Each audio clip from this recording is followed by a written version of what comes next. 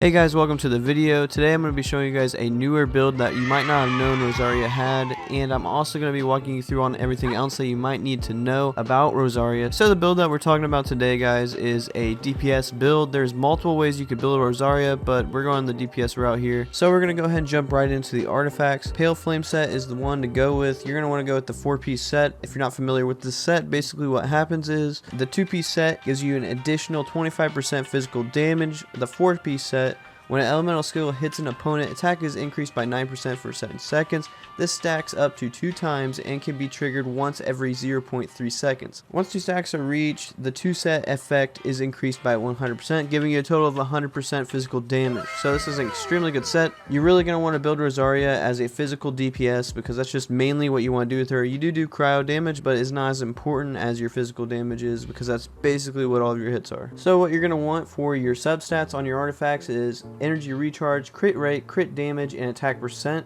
Those are the 4 that I would completely recommend trying to roll for. If you get 2 out of 4 of those, you're doing pretty good. If you manage to somehow get all 4 in one roll, you're doing excellent. Congratulations, my friend. You have a god rolled artifact. So for your sand, I would recommend that you go with attack percent here. Pretty simple. Just want to go with that. For your cup, you're going to want to go with physical damage here. For your hat, I would recommend that you go with crit rate or crit damage. On your given situation, it kind of just depends. You want to go with 50% crit rate if you can get there. And then basically after you hit that amount, you want to just dump everything you can into crit damage. Okay, so for your level, you're pretty much just going to want to get her as high as you think you want her. I would recommend to go 80 out of 90 with her. So that way you can save some resources, but it's kind of up in the air, whatever you want to do, but definitely go for a higher level. Now for weapons, there's actually a ton of different options you can go with here. I would recommend that you either get this weapon right here, which is the Dragon Spine Spear. You do a quest to unlock this one. This is a quest weapon, free to play weapon. It is really good on her. Since she is a cryo character, the ability of the weapon actually does activate with it, so it's actually a really good pair. But don't worry if you don't have this weapon and you have a crescent pike, you could actually craft this. This also works very well for her. So if you're looking for a free to play option here, then there you go. These are definitely your best 2, and honestly probably the best 2 period. Anything that you got that has physical damage on it is going to be your top notch weapon for her. Now if you're really struggling with your crit rate and crit damage and you do need something like that,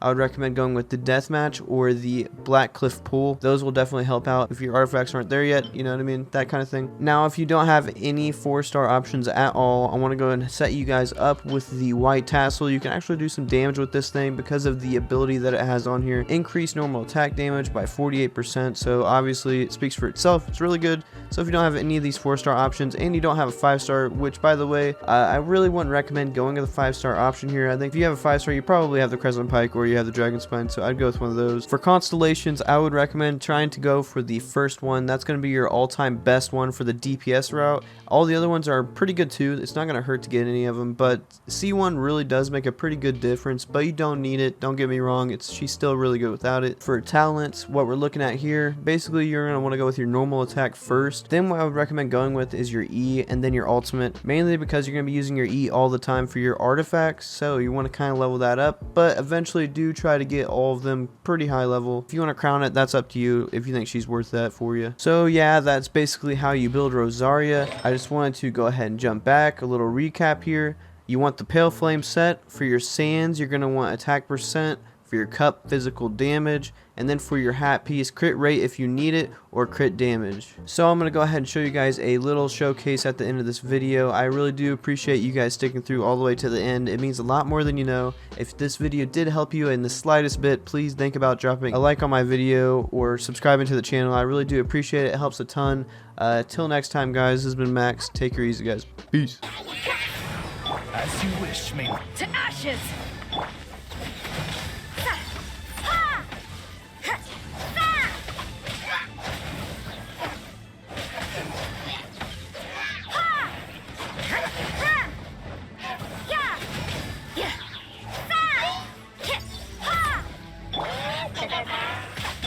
By royal decree! Power that ended hot judgment!